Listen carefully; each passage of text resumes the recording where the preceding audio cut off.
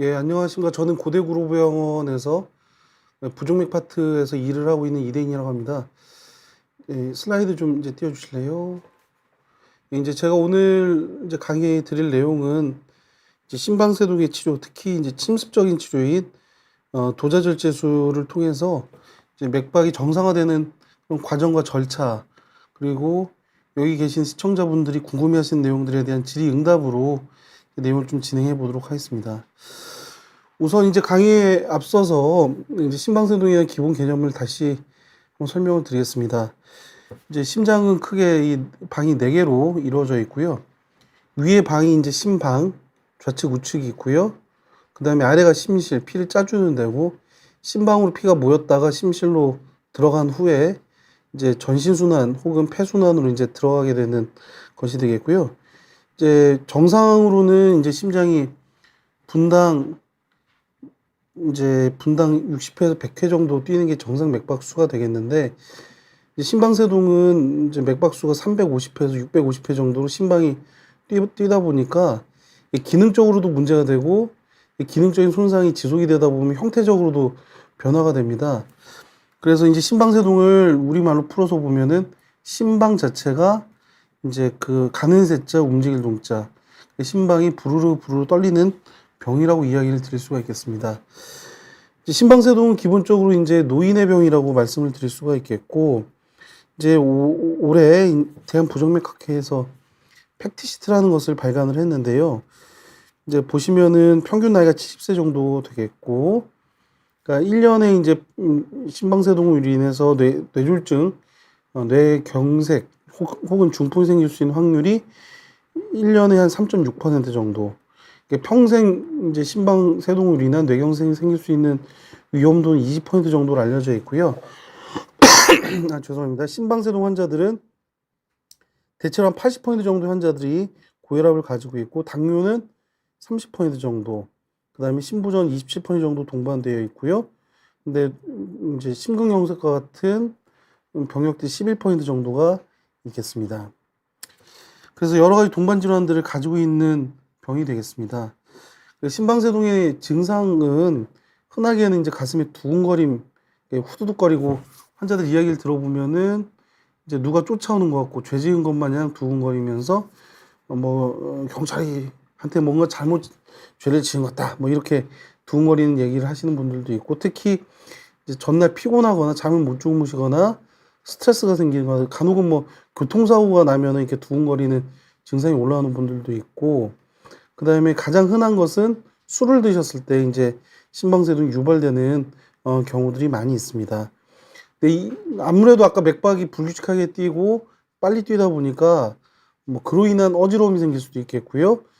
조금 더 심해지면 실신으로 진행이 될 수도 있겠고, 심장이 아까 분당 350에서 600회 정도 되고, 시간이 지날수록 심장이 커지다 보니까 심부전 증상 같은 것들, 그러니까 심장이 수축도 하지만은 피가 충분히 들어와줘야지 이제 폐에서 심장으로 피가 들어가게 되는데, 이 심방세동처럼 이게 부르르 부르르 하다 보면은 심장이 잘 확장을 못하게 되면서 이제 호흡고갈란 같은 증상 혹은 하지 부종과 같은 이제 부종 증상이 동반되기도 합니다. 이런 여러 가지 증상들이 생길 수가 있겠고, 이제 그러한 증상뿐만이 아니라 심방세동이 지속이 되다 보면 이제 사망률도 대략 한 1.3배에서 3.5배 정도가 생기겠고요. 가장 큰 문제는 사실 뇌졸중이라고 이야기를 할 수가 있겠습니다.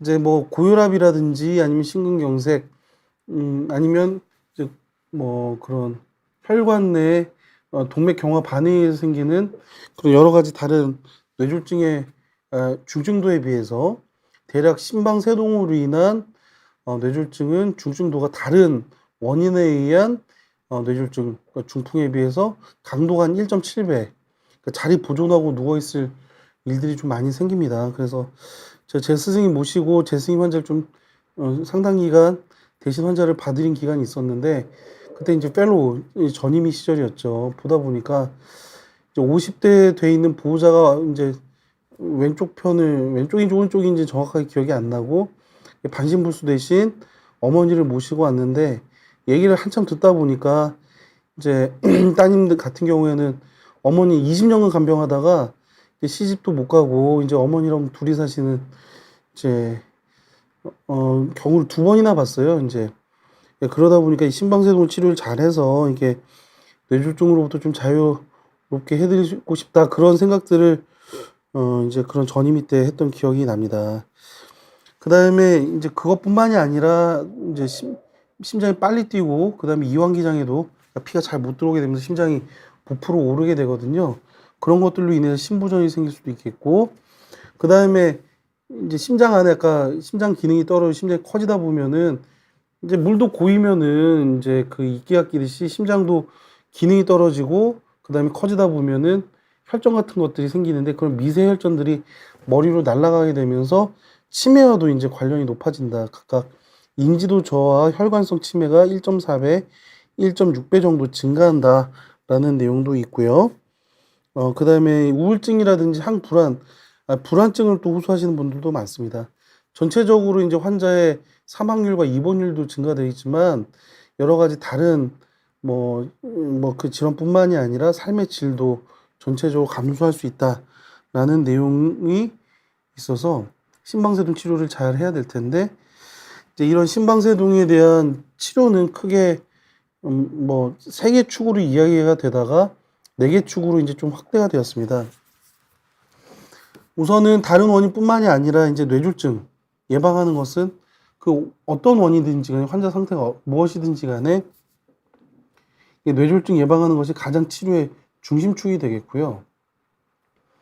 그 다음에 이제 환자의 증상을 조절하기 위해서 기본적으로 맥박수를 조절하거나 조금 더 이제 의욕을 내보자면은 리듬 조절, 심장 율동 조절, 맥박을 정상화시키는 정상으로 돌리는 것들이 있습니다. 그래서 뇌졸중 예방은 오늘 이제 다 얘기를 드릴 수가 없겠고 오늘의 초점은 이제 환자의 증상 조절을 위해서 심장 율동 조절을 이제 하는 것으로 초점을 잡아보도록 하겠습니다. 우선은 이제 율동 조절이 중요한 이유는 뭐냐면 이제 나중에도 말씀을 드렸지만 이제 심방세동은 이런 진행성의 질환입니다.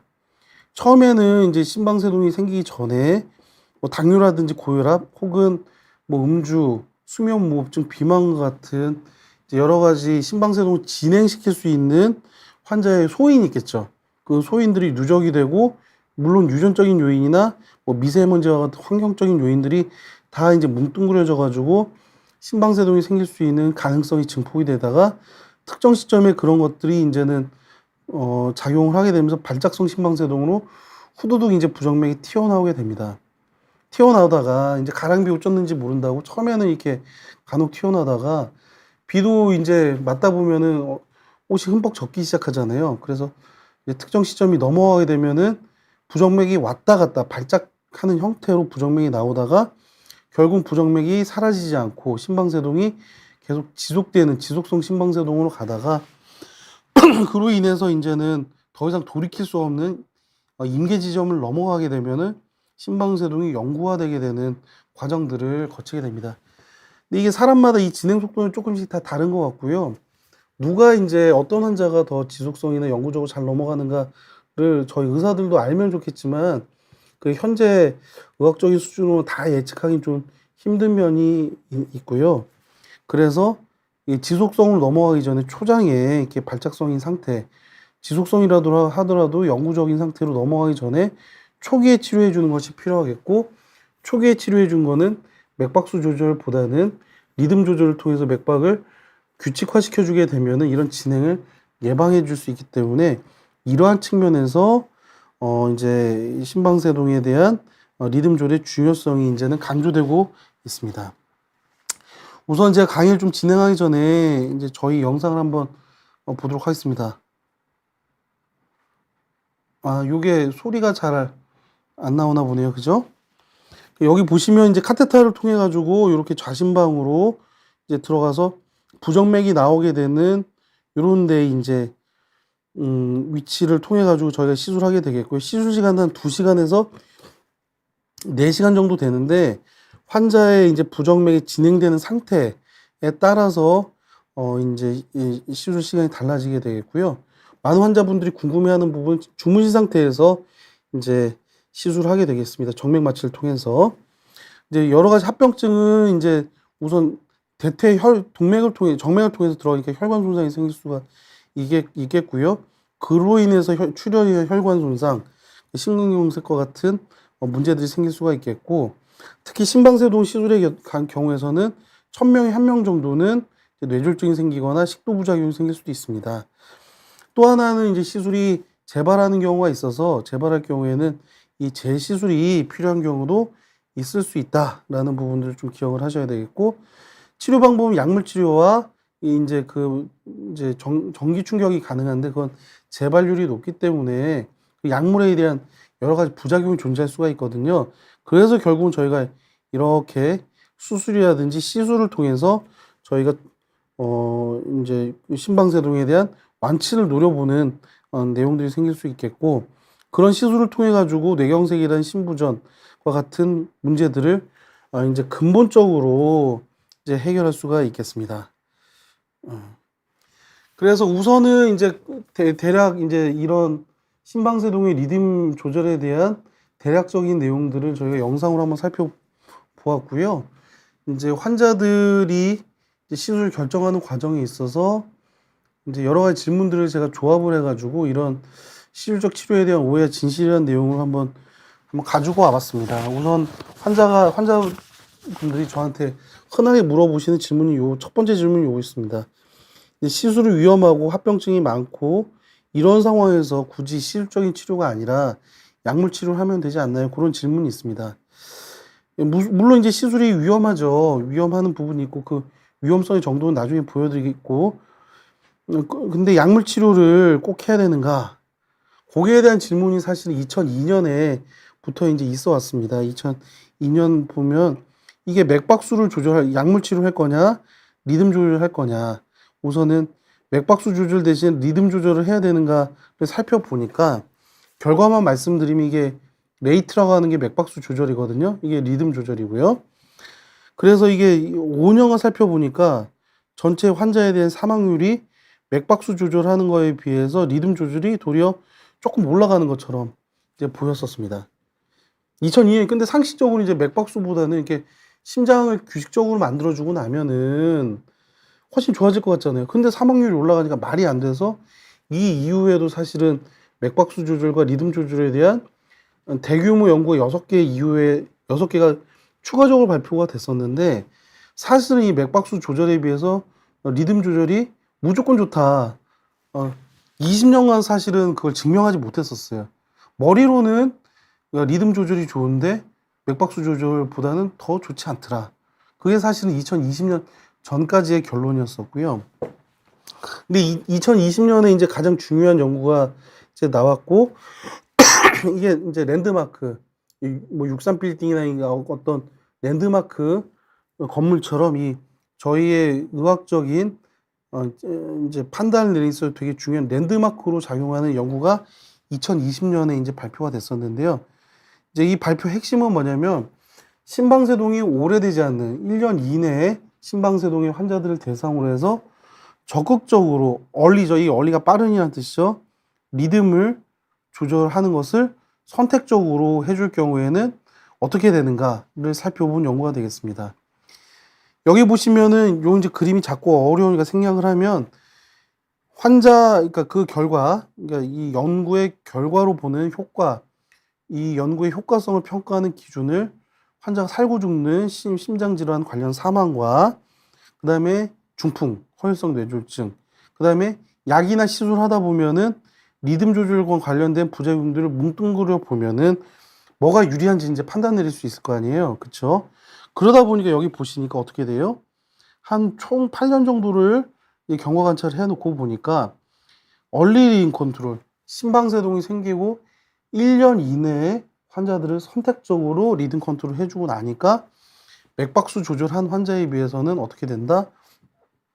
심장 관련 사망, 뇌졸중, 리듬 관련 조절 부작용을 다 합쳐놓고 보니까 21%나 맥박수 조절하는 것에 비해서는 위험성이 있더라도 적극적으로 리듬 컨트롤 해주고 나니까 이 총 위험도가 21%가 줄고, 그 다음에 환자의 이제 사망과 관련된 위험도 28%가 줄고, 뇌졸중도 35%가 주니까 이제 심방세동에 대한 적극적인 리듬 컨트롤 해주는 게 도움이 되더라라고 이제 이야기가 나왔습니다. 이게 가장 중요한 연구고요. 이 연구를 이제 말씀을 드리면 어떻게 될까요? 이제 약물치료를 통해서 이제 맥박수 조절하면 안 되나요? 그쵸? 리듬 조절이 꼭 필요할까요?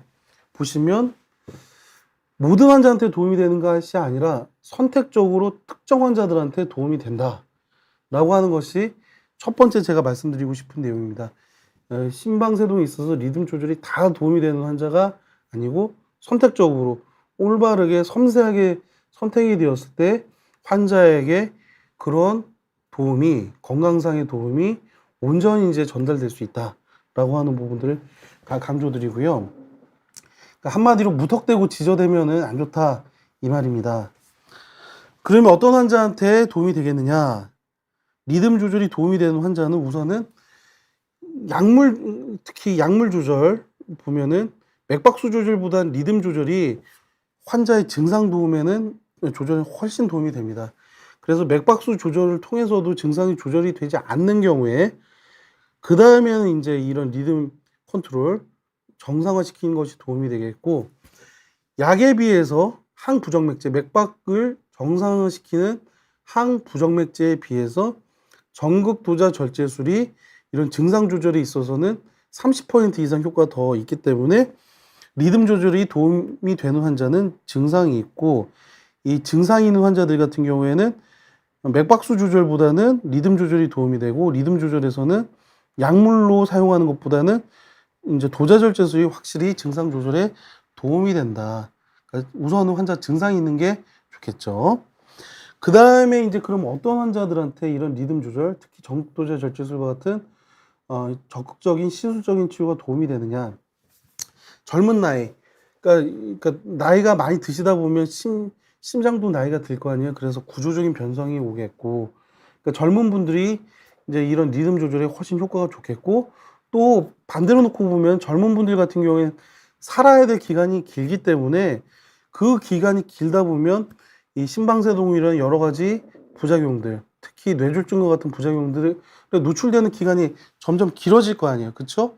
이렇게 살 나이가 길어진, 특히 뭐 40대, 50대에 있는 환자들 같은 경우에는 적극적으로 리듬 조절, 특히 도자절제술과 같은 침수적인 치료를 용기를 내셔서 하시는 게 더 도움이 되겠고요.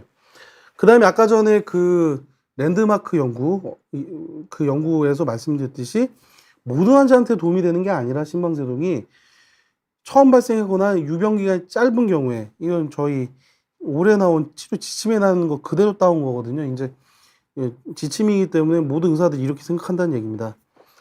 기간이 짧아야 되고, 그다음 맥박이 너무 빨라서 심장 기능이 심부전이 생기는 경우에서는 이런 리듬 조절, 특히 전극도자절제술 해주고 나면은 심방세동이 사라지니까 빈맥 생길 수 있는 가능성이 줄어들게 돼서 이런 심근병증 환자들 같은 경우에서는 이런 적극적인 시술적인 치료가 도움이 됩니다. 그 다음에 이제 심방세동이 유병 기간이 길어지게 되면은 특히 심방 크기가 커지게 되거든요. 심방 크기가 커진 경우에서는 특히 심장 초음파를 찍다 보면은 심방의 앞과 뒤의 거리를 재게 되거든요. 그거를 뭐 전후의 직경이라고 할 수 있겠죠. AP 다이아메트라고 의사들은 얘기를 하는데, 그 전후의 직경이 제 경험으로는 48mm가 넘어가면은 이 시술에 대한 그러니까 효과가 좋지가 않고, 대략 43에서 45mm 정도 되면은 시술에 대한 반응도가 좋습니다. 그러니까 실제로 여러 이제 논문을 뭉뚱그려서 평가한 메타아나리시스라고 하는 방법에서도 실제로는 44에서 45mm 정도가 결국은 이런 전극도자 절제술과 같은 침수적인 방법에 도움이 된다고 이제 정리가 되어 있고요.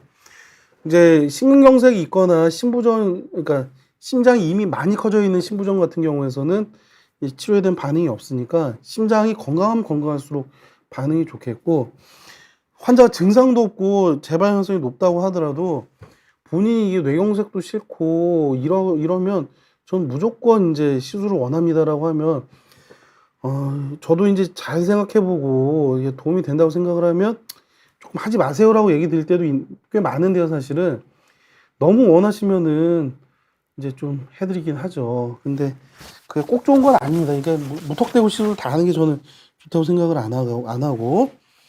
그래서 이제 첫 번째 이런 오해에 대한 진실은 이렇습니다.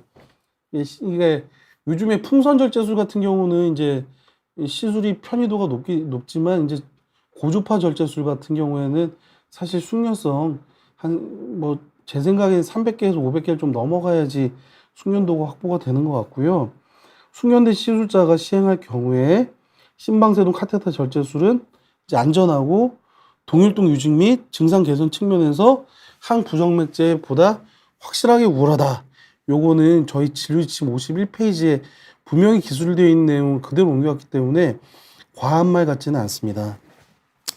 이렇게 하고 두 번째, 이제 오해라기보다는 이게 맞는 말이거든요. 도자절제술 한다고 해가지고 다 완치시키는 거 아닙니다. 그러니까 뒤에 뭐 이제 여러 조건들이 달리지만 재발 가능성이 있습니다.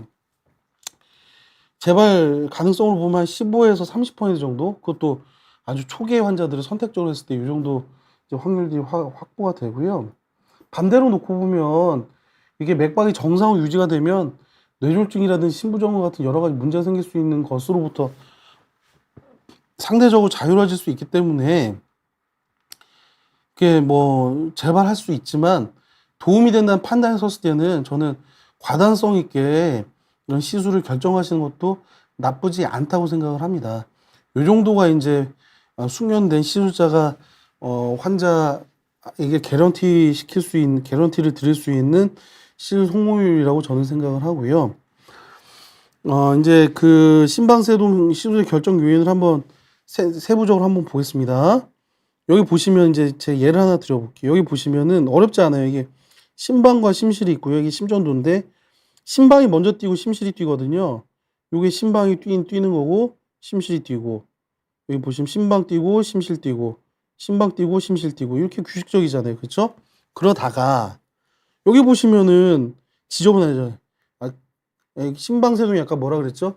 피 모이는 방이 심방이 부르르 부르르 떨린다. 그 가는 세적 움직일 동자 가늘게 부르르 떨리잖아요. 그쵸? 그리고 심장도 간격이 불규칙하니까. 이게 이제 심방세동 상태인데, 처음에 왔을 땐 이게, 계속 심방세동이 지속이 되는지 아닌지 알 수가 없죠. 이렇게 심방세동을 온 환자가 다음 외래에서 다시 이제 심전도를 찍어보니까, 뭐 다음 날이든 일주일이든 한 달이든 다시 찍어보니까 어떻게 보이죠? 심방 뛰고, 심실 뛰고, 심방 뛰고, 심실 뛰고, 다시 돌아왔잖아요. 그쵸? 그러니까 심방세동을 가다가 일주일 이내에 이렇게 저절로 정상 동일동을 확보되는 걸 발작성 심방세동이라고 합니다. 근데 이 환자가 뭐 한 1, 2주 있다 심전도를 다시 찍었는데 계속 이렇게 심방세동을 간다. 이렇게 지속성일 경우에는 지속되는 경우에 지속성 심방세동이라고 해요. 여기 보시면 가랑비 어쩌는지 모른다고 말씀드렸죠. 발작성 심방세동이 지속성 심방세동으로 넘어가기 때문에 이게 넘어가다 보면 여기 보세요.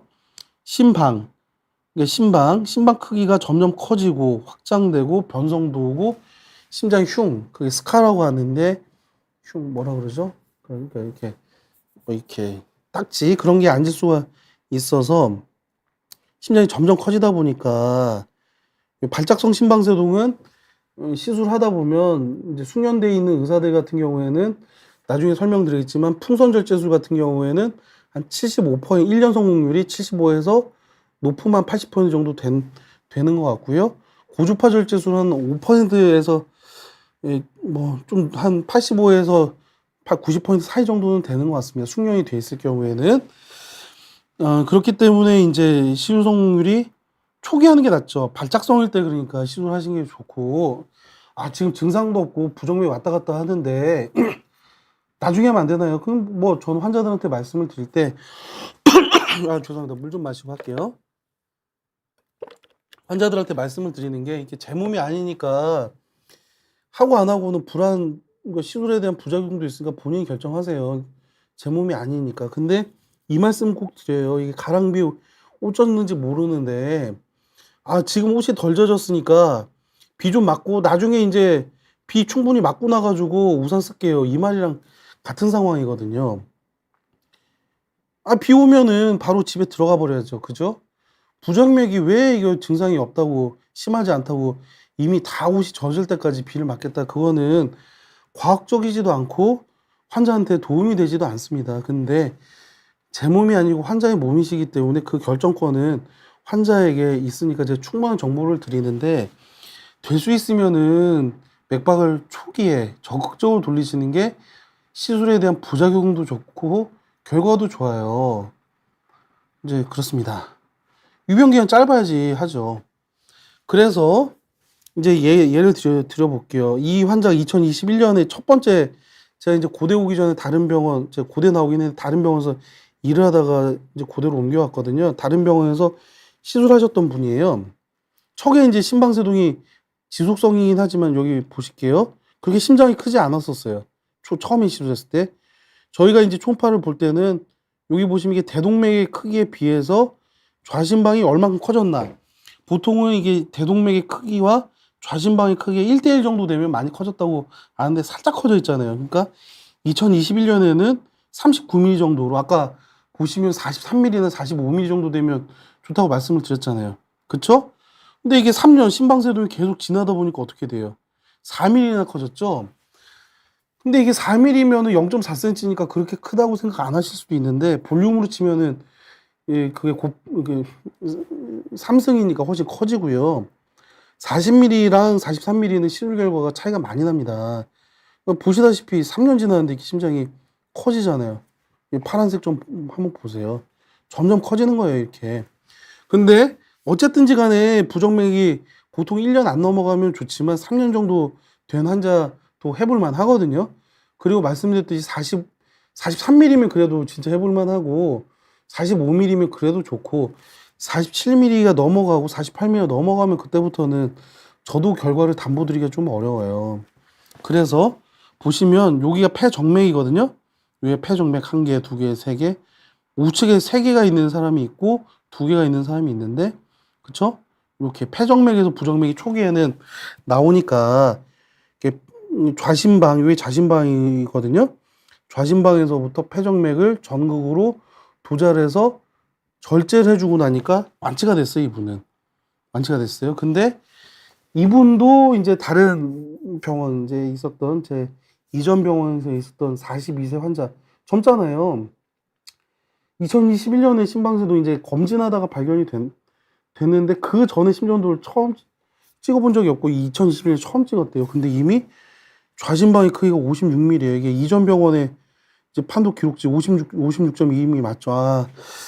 야, 이거 진짜 고민된다. 안 했으면 해야 되나 말아야 되나 진짜 고민돼서 환자한테 설명을 드렸어요. 이게 아니, 환자도 다 판단을 안 내리시는데 의사가 하자는 대로 끌려다니죠, 보통은. 근데 고민이 되는데 어떻게 하실래요? 물어봤죠. 근데 환자가 42세니까 살 날이 길고 그래서 하자. 근데 한 번에는 안 될 수도 있다.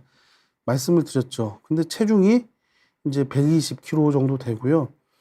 환자가 반도체 회사 생산직에 계셨어요. 그러니까 이게 낮밤이 바뀌고, 이게 제가 보기에는 경찰이나 간호사나 이런 분이 좀 불쌍한 게, 낮밤이 바뀌면은 확실히 몸이 안 좋은 것 같아요. 근데 먹고 살아야 되니까 뭐 일 그만두라 그럴 수는 없고. 그래서 저희가 약물 치료하다가 뭐 이 환자 증상이 그렇게 없었어요. 근데 예, 뭐 시술했죠. 5월 달에 처음에 시술했고, 처음에는 크기가 뭐 한 그랬죠. 50 이미. 근데 아까랑 다르잖아요. 보시면 이게 대동맥이고 이게 했죠. 이만큼 커져 있잖아요. 많이 커졌죠, 좌심방이. 근데 여기 보시면은 2022년 5월에 시술하고 다음날 바로 재발했어요. 그러니까 이러면은 의사도 할 말이 없고, 재발할 수 있다고 얘기를 드려도 이게 환자 귀에는 변명처럼밖에 안 들릴 거고. 근데 전 솔직하게 재발했으면 죄송합니다. 전 그렇게 얘기를 드리거든요. 그래서 근데 더 커졌어요. 그때보다 심장이 더 커졌고. 근데 환자가 이제 이때부터는 증상도 심하지 않은데 완치를 하겠다 결심을 했어요. 왜냐면 이제 젊으신 분이다 보니까, 공부를 많이 하다 보니까 이게 보통 병은 아니고 중풍 오는 게 싫기도 하고 그러셔가지고 시술 더 하셨죠. 2번째 시술했죠. 했는데 첫 번째 시술, 아까 그것처럼 폐정맥이 잘 돼 있었는데 2번째 시술했는데 여기 한 점 비어 있고 여기 한 점 비어 있었어요. 사실 두 점 하나 비어 있었고, 근데 심장이 너무 크긴 하지만 심장이 건강해가지고 제가 더 추가로 시술을 안 하고 여기 그냥 몇 개 메우고 짜잘하게 보이는 신호들 다 없애고 나왔어요. 근데 심장이 뭐 56mm커녕 이제 60mm 가까워지니까 이게 불길했죠. 아니나 다를까 다음날 또 재발했어요. 이제 이때부터는 이제 환자 표정도 안 좋고 저도 이제 마음이 불편해지죠. 이렇게 또 재발했죠. 여기 보시면 불규칙하고 지저분하잖아요. 근데 이게 변명할 수도 없어요. 환자가 120kg였는데 이미 체중 때문에 재발 가능성도 있다. 그래서 열심히 체중을 35kg나 정말 마음먹고 빼고 오셨어요. 그러니까 야, 이때부터 나도 점점 할 말이 없어진다 싶었죠. 근데 여전히도 3교대 근무는 하고 하실래요 마실래요 하실래요 마실래요 계속 물어보다가 이제 제가 병원을 옮기고 시술을 했죠. 하자, 젊으니까. 맥박이 정상인 건 중요하니까요. 그래서 이거는 이제 흔하게는 제가 안 하고 이제 뭐 제 스승님이 좀 유명하신 분이어가지고 그때 한 10시간씩 물만 마시면서 진짜 아침 7시에 들어가서 저녁 9시에도 시술만 하고 화장실만 가면서 배운 기술인데 잘 쓰지는 않아요, 사실은. 이제 항상 다 통하는 건 아니기 때문에. 이게 좌심방이고요. 여기가 우심방이고요. 아까 폐정맥만 했는데 거기 말고 이제 뭐 이게 경험적인 부분에 다 설명드릴 수는 없고 보기에도 엄청 많이 지었잖아요. 우심방이 좌심방보다 우심방이 훨씬 크거든요. 이미 이게 볼륨이 250인가 70인가 그랬어요. 정상인이 한 50에서 70cc거든요.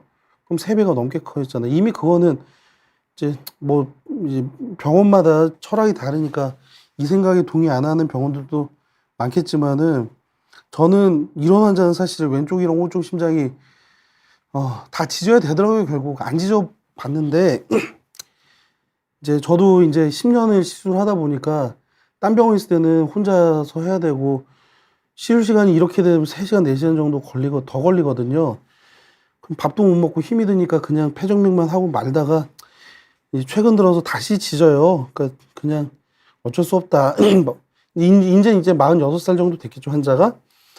근데 이렇게 3번이나 시술하러 들어왔는데 이제 정말 열심히 해줘야 이날 6시간 지졌어요. 그래가지고 이렇게 해서 부정맥 나오는 걸 딱 잡았죠. 여기서 잡고 시술 3개월째 이제 시술한 지 한 3개월째 정도 됐는데 맥박이 정상으로 유지됐습니다. 근데 이건 길고 짧은 건 한 5년까지 두고 봐야 돼. 이런 환자들은 5년 1개월째 재발한 그런 환자도 있거든요. 예.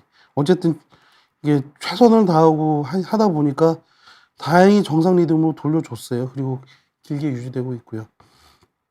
약으로 끊는다 단언할 수 없습니다. 근데 폐정맥만으로는 안 되는 경우도 사실은 많고 그게 제 스승님의 경험이기도 합니다. 전국도의 절제술은 재발 완전히 막지 못한다. 맞기도 하지만 틀리기도 하고요.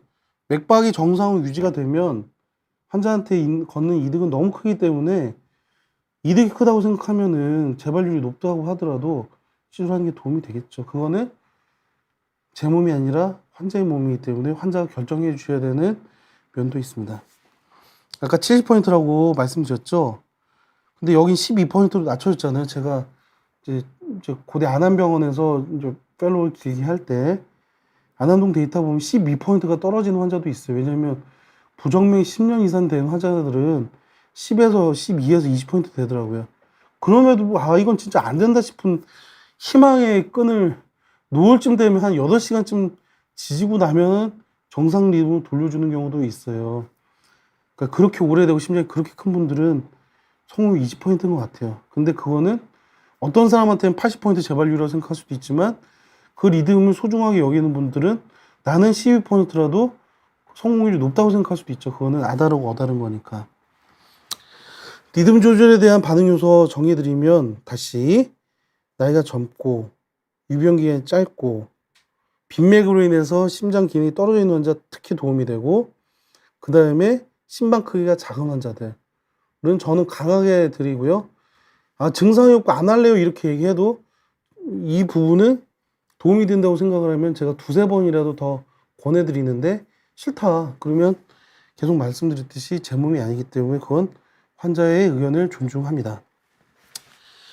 전국도자 절제술의 실제 말씀을 드리면 질문 많이 들어오시는데 오늘 좀 꼼꼼히 설명드리려고 마음먹고 왔습니다.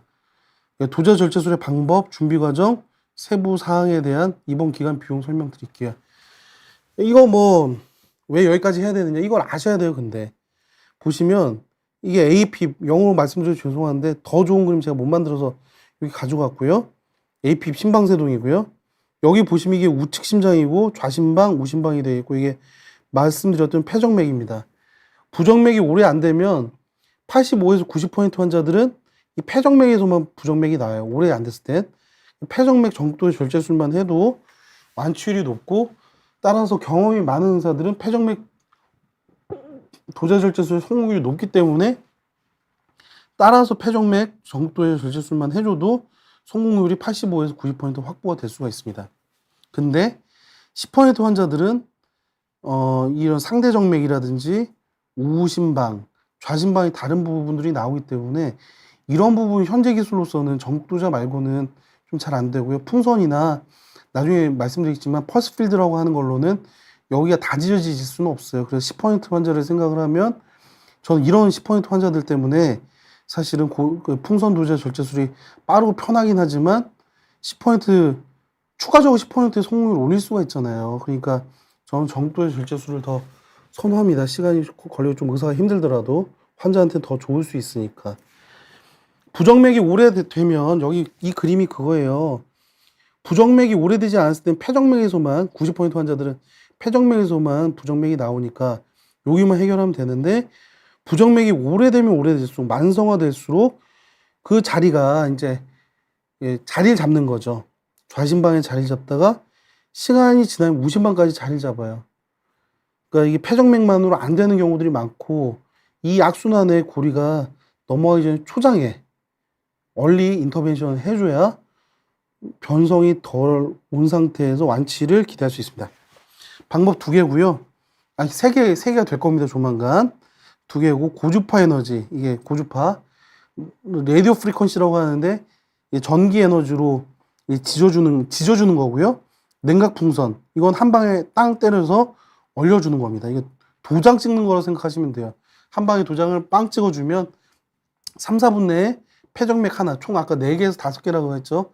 빵빵빵빵빵 하고 나면은 30분 내에 시술이 끝날 수도 있어요. 근데 저는 이게 장인처럼 한 땀 한 땀 뜨는 걸 더 좋아하고요. 한 땀 한 땀 뜨다 보면은 큰 환자들 같은 경우에 100땀 이상 떠야 되는데 100땀 중에 중요한 위치 4, 5군데만 빠져도 사실은 재발 위험성이 높거든요. 그러니까 아무튼 저는 그래도 이제 한 땀 한 땀 고주파로 하는 걸 저는 개인적으로 선호하고, 선생님들마다 좀 입장이 다를 거예요. 근데 이게 뭐 공평하게 설명을 드리면, 고주파 전극도의 절제술은 이렇게 한 땀 한 땀 한 땀 폐정맥 중심으로 이제 그려주고, 뭐 특정 랩에서는 이제 시술장에서는 여기 말고도 추가로 시술해주는 걸 하는 경우도 있고요. 뭐 물론 수술적인 치료하는 이제 병원들도 있고요. 풍선 같은 경우에 도장 찍듯이 빵빵빵빵 4번 하면 됩니다. 그러면 뭐가 더 좋냐? 여기 이제 친한 그 세브란스 병원에 계신 유이태 교수님이 쓴 논문이 되겠는데, 여기 보시면은 요게 이제 고주파로 지져주는 시술이 되어 있고 풍선 절제술이 되겠는데, 여기 보시면은 한 80% 정도 되죠? 이제 재발률 같은 경우에 뭐 한 80에서 90% 정도 요 사이에 나오고요. 평균적으로 한 80% 정도 됩니다. 그 다음에 여기 보시면은 고주파도 한 80에서 90% 정도 되고요. 근데 뭐 그거는 이제 병원마다 좀 차이가 있으니까 80% 정도 된다 생각을 하시면 되겠고요. 그 다음에 그러면 이제 풍선 같은 경우에 빠르니까 빠르고 부작용도 나중에 설명드리겠지만 부작용도 좀 적거든요. 근데 그러면 왜 고주파로 하는 병원이 또 아직 훨씬 많냐 말씀을 드리면, 여기 보시면 요거는 원통이 가까우니까 풍선이 정확하게 인게이지가 되거든요. 그러니까 시술이 잘 되겠죠. 근데 여기 보세요. 이 얼리 브랜칭이라고 해서 특히 우측 아래가 좀 시술이 어려운데, 이게 저희가 뚫는 데랑 같고, 그럼 여기가 풍선이 충분히 안 들어가고 붕 떠 있는 경우도 많을 수가 있고요. 이게 아래로 꺾이다 보면은 풍선이 위에는 닿는데 아래는 닿고, 반대로 위에만 닿고 아래가 닿는 경우가 있기 때문에 이 형태적인 거에 따라서 이 풍선은 모양이 고정되어 있기 때문에 그 형태적인 변화에 아주 숙련자들도 대응이 어려운 경우가 있습니다. 그러면 그 특정 부위를 추가적으로 나중에 재시를 해야 되는 경우가 있을 수가 있겠죠. 뭐 고주파라고 재수를 안 하냐? 생길 수 있죠. 시술 준비가 아니면 저희 이제 고대 구로병원 사진이 되겠고, 여러 사람들의 협업이 필요합니다. 이 전기 신호 봐주는 테크니션도 필요하고, 시술 도와주는 전문 인력도 필요하고, 뒤에 보시면은 마취를 담당하는 전문 간호사도 있고, 시술자 그다음에 여기 3차원 영상을 써주는 한 명이 더 있어요. 총 5명이 1심 단결해서 원팀으로 움직여야지 이제 좋은 결과를 환자분들에게 전달시켜 드릴 수가 있겠고요. 준비 과정 이렇습니다. 준비 단계 보통은 이제 저희 병원 같은 경우에 당일날 입원시켜가지고 전날 새벽부터 금식하게 되시고요. 그 다음에 마취전 검사하게 되겠고, 환자를 재우고 정맥 마취, 내시경 할 때 쓰는 프로포폴 같은 것들을 써서 정맥 마취한 후에 도관 삽입하고, 아까 전에 폐정맥에 전극 도자나 풍선 도자 절제술을 하고 다음날 퇴원시키는 구조로 보통 하고요. 이제 강구현 선생님, 그 창원 삼성병원 계셨던 강구현 선생님한테 이제 허락을 안 받고 이제 따온 그림이라 죄송한데, 그림이 이것보다 좋은 그림 없더라고요. 이렇게 해서 저희가 정맥에 관을 집어넣어서 심장까지 아까 풍선 같은 것들 집어넣습니다. 근데 오른쪽 심장이 있고 왼쪽 심장이 있는데, 이제 오른쪽 심장에서 왼쪽 심장으로 넘어가야지 좌심방에 접근이 되고, 그 심방 중격 천자라고 하는데, 이게 사실 진짜 위험한 과정이에요. 대동맥을 찔러서 수술 들어가야 되는 경우가 있고, 잘못 찔러서 심장에 구멍 나는 수도 있는데, 최근에는 이제 그 심장 초음파가 존재하기 때문에 그 심장 초음파를 이용을 하시면 그런 부작용들이 많이 줄었어요. 사실은 많이 줄었고요. 저도 이제 전임 때 좀 많이 사고를 치긴 했었습니다.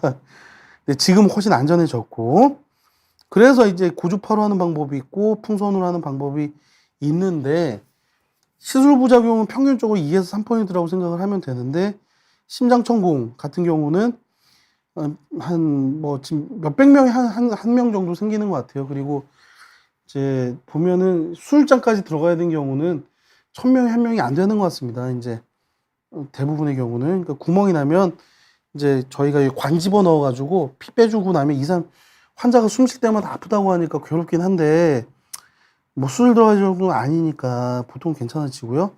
문제는 이제 식도랑 심장이랑 이어지는 경우가 1000명에 한 명 정도 생겨요.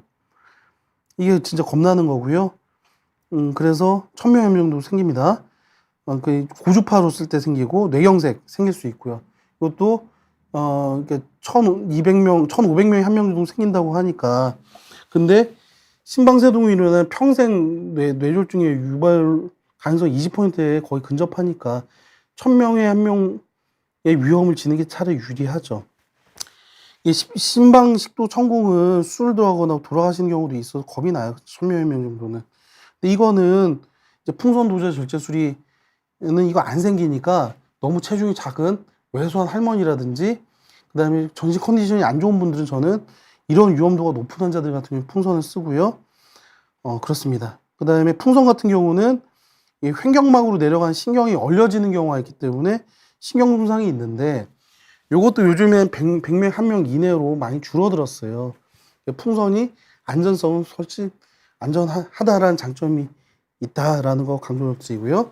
마지막으로 말씀드리는 건 펄스 필드. 이게 우리말로 이게 필드는 공간이라는 뜻인가. 근데 펄스는 우리말로 옮길 수 있는 방법이 별로 없더라고요. 그래서 영어로 해드렸고요. 여기 보시다시피 이렇게 구름 낀 것처럼 전기장이 형성이 되거든요. 그래서 이 전기장 내에 펄스, 교류 전류가 한 번에 한 뭐 0.0 몇 초로 들어가게 되면은 그 교류 전압, 이 장이 순식간에 1초 이내로 사실은 이제 이런 부정맥 유발시킬 수 있는 부분들을 없앨 수 있어요. 그리고 이 전기장이 작용하는 위치가 선택적으로 파장 프리퀀시 조절하면서 신경이라든지 다른 부위 말고 심장 근육에만 선택적으로 작용할 수 있기 때문에 여러 부작용을 줄일 수가 있겠고, 시술 성공률도 보스턴이라고 하는 장비 회사에서는 75% 정도, 존슨앤존슨 장비 같은 경우에는 80% 정도까지 데이터가 요즘에 나왔어요. 이 비백 레디라고 하는 이제 그 인도계 의사가 이제 발표한 논문들 보면 이제 그 정도가 나오고 있고요. 확연하게 부작용이 적죠. 근데 이것도 이제 아직은 한국에 이제 그 런칭을 앞두고 있어서 써봐야 되는데, 저도 기대가 많지만 그거는 이제 이미 형태가 고정이 되어 있기 때문에 여전히도 환자의 그런 폐정맥의 형태에 제약이 있지 않을까, 그런 좀 우려감이 여전히 있어서 이 모든 것들이 검증되는 데는 제가 보기에는 2, 3년의 시간을 거쳐내고 스스로 증명해내야 될 과제가 여전히도 펄스필드에 있는 것 같습니다. 하지만 안전하다, 그 부분이 있습니다. 네, 결과 80% 정도 되고요. 입원 기간 저희 병원 1박 2일, 길면 2박 3일 정도 되고요. 전체 비용은 2,400에서 2,500만 원 정도 되는데, 환자 부담 비용은 병원마다 다르니까 뭐 대략 한 200만 원 언저리라고 생각을 하시면 될 것 같습니다. MRI를 촬영하면 조금 더 나갈 수가 있겠고요. 요약드리겠습니다. 도저질제술 예후가 저는 좋은 환자들 중심으로 심장이 작고 부정맥 오래되지 않는 발작성 심방세동, 특히 지속성 심방세동도 오래되면 좀 효과가 적으니까 그런 환자들을 중심으로 해서 권해드리고, 시술 방법은 고주파, 냉각, 펄스가 있는데 뭐가 하나가 다 좋다 이렇게 얘기하면 저는 그건 올바른 자세가 아니라고 생각을 하고, 장단이 있어서 환자에게 더 맞는 방식을 선택적으로 제공해주고, 그걸 환자랑 충분히 상의를 통해 가지고 어떤 시술을 하는 게 좋은가, 그거를 같이 결정하는 과정, 그게 요즘 용어로 치면은 공유된 의사 결정 과정, 쉐어드 디시전 메이킹이라고 해서, 저는 시술하기 전에 한 5분에서 10분 정도 환자랑 꼭 상의를 하고 시술의 방법과 형태를 결정하려고 노력을 하고 있습니다. 제가 준비된 내용은 여기까지겠고요. 이제 질문이 이제 몇 개 들어온 것 같은데, 예, 우선은 질문 읽어드리겠습니다. 예, 식후 현기증과 무기력함으로 맥박이 40에서 50회 정도라고 하고, 이제 공부를 많이 하셨나봐요. 홀터 심전도에서도 이제 나오고, 운동보호 검사 심방세동 부정맥 진단을 받았는데 부정맥이 이제 심한 편이라고 했습니다. 이제 여기 중요한 질문 주셨는데, 스텐트 시술. 그러니까 환자들이, 제가 아까 이 과정들을 그림 다 보여드리고 이제 그래요. 근데 교수님들도 대학 교수님들도 그럼 이제 스텐트 놓고 나오는 거냐, 10분간 설명을 드렸는데 그럼 제 다리에 힘이 쭉 빠지거든요. 아무것도 몸에 안 남습니다. 전기로 지지든 얼리든 펄스로 장을 형성시켜서 빵 때려주든지 간에 그 부정맥 나온 위치를 선택적으로 남는 거니까 남지 않아요. 남지 않고 이제 이후에 항고제를 조금 더 복용해야 될 수도 있지만 여러 가지 장점이 많아요. 그래서 근데 지금 맥박수가 70회 정도 되고, 아까 전에 이제 부정맥 유발 기간인지 좌심방 크기와 같은 것들 정보들이 많이 필요하니까. 증상이 있으시거든요. 무기력함, 저거 심방세동 증상인 경우가 있고, 식후 현기증도 환자들 얘기 들어보면은 심방세동이 꽤 증상이 있으신 분들은 밥 먹고 나서 두근거린다, 저 심방세동 증상이거든요. 시술하시는 게 도움이 될 것 같습니다. 두 번째 질문, 심방세동 증상이 지속될 경우에 합병증은 무엇이며 증상과 관련된 합병증을 예방하기 위해서, 말씀드렸듯이 뇌졸중이 생길 수가 있고, 제일 무서운 게 20% 정도 있고요. 심부전 20% 정도 나중에 동반하게 되고요. 이런 것들로 인해서 심근경색도 생깁니다. 근데 심방세동이든 심근경색이든 이제 그런 질환을 만들어내는 원인이 동일하기 때문에 심방세동 때문에 심근경색 꼭 생긴다고 말씀드릴 수는 없지만 심근경색도 생길 수가 있겠고, 합병증을 예방하기 위해서는 오늘 시술 설명드렸는데 시간 제약으로 해서 제가 말씀 못 드렸지만, 최근에 나온 유럽 가이드라인은 순서를 바꿨어요.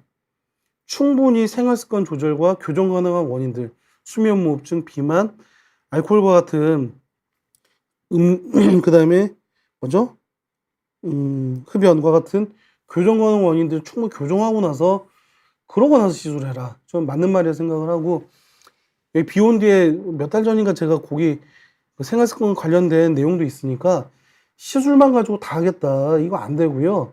시너지 이루어서 생활 습관도 바꾸고 뭐 시술하고 나서 재발했을 경우에 약 하다 보면 부정맥도 더 올라오니까 그런 것들이 다 이제 조화 이루어서 치료를 해야지 심방세동을 조절하고 완치할 수 있는 길로 들어서는 것 같습니다. 샤샤님께서는 안녕하세요. 수액 빠르게 여러 해에 걸쳐 맞으면 신부전 섬액이 올 수 있나요? 빠르게 맞으면은 좀 안 좋죠. 폐 물차니까. 근데 더 중요한 건 수액이 키포인트라기보다 꼭 드리고 싶은 말씀이 이제 연세 드신 분들 같은 경우는 특히 한국인들 같은 경우에는 물이 좀 부족한 경우가 많아요. 그러니까 수액도 뭐 일본 논문들 같은 경우에 수액 맞으면 좀 도움이 된다는 얘기가 있는데 더 중요한 거는 한 하루에 6컵 정도 200cc 기준 6컵 정도 마시는 게 좋다고 저도 찾아보니까 되어 있더라고요. 몸을 촉촉하게 물로 좀 채워 놓으시는 게 여러 가지 질환 예방하는 데 도움이 많이 되는 것 같습니다. 그 다음에 크리스마스 선물님께서 갤럭시 워치로 심방세동이 2번 있었다고 떴는데 병원에 가봐야 될까요? 스마트워치 신뢰도가 얼마나 되는지 그러니까 이게 2020년에 미국 심장학회에서 이제 이렇게 PPG 광정 용융파 기반의 스마트워치가 믿을 수는 없다. 그 진단 목적으로 쓰지 말아라고 얘기가 되어 있습니다. 왜냐면은 빛의 파장을 이용해서 하기 때문에 그 환자 움직임이라는 것들로 인해서 심방세동처럼 보이게 할 수가 있어요. 근데 저는 그렇게만 하면은 안 된다고 생각을 하고요. 그러니까 가이드라인 그렇게 쓰면 안 된다고 생각을 하고 환자도 그렇게 안 사니까 심방세동이 있다고 생각을 하시면 병원에 가셔가지고 이제 심전도를 통해 가지고 심방세동이 있는지 없는지를 충분히 체크를 해보시는 게 도움이 되죠. 그러니까 그게 더 현실에 맞는 거고 그런 장치 저 사용하는 거 환자들 심방세동 조기 진단을 통해서 조기 치료에 훨씬 도움이 된다고 생각을 하니까 저는 워치에 대한 찬성론자입니다. 근데 그것만 가지고 진단을 내린다. 이거 과한 내용이죠. 예. 질문이 여기까지인가요? 예. 이렇게 해서 이제 질문에 대해서 제가 답변을 드린 것 같고요. 시간이 한 5분 정도 남은 것 같아서 제가 다시 한번 말씀을 드리면 이제 심방세동은 이제 특히 뇌졸중과 같은 동반 질환이 있으니까 그러니까 뇌졸중 예방한 약들을 기준에 맞춰서 충분히 이제 복용하는 게 우선이겠고요.